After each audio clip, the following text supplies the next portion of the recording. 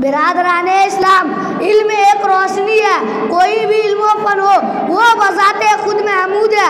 उसका सीखना और तलब करना काबिले तारीफ है, चाहे वो दीनी उलूम हो या दुनियावी उलूम, साइंसी उलूम हो या टेक्नोलॉजी, अंग्रेजी तालीम हो या कोई और इल्म, तमाम उलूम फी नफ्सी मुस्तहसन और लायक उसूल है।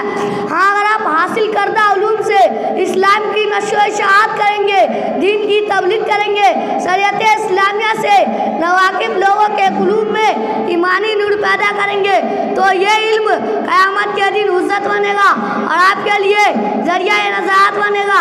तो आइए इल्म की फजीलत पर मुकम्मल रोशनी डालने के लिए हम अपने मकतब के एक नार तालिब इल्म को दावत देता हूँ इस शहर के साथ के। ये ना पूछो गुफ्तगू में क्या असर रखता है वो, ये ना पूछो गुफ्तगू में क्या असर रखता है वो, संग दिल को मोम करने का हुनर रखता है वो।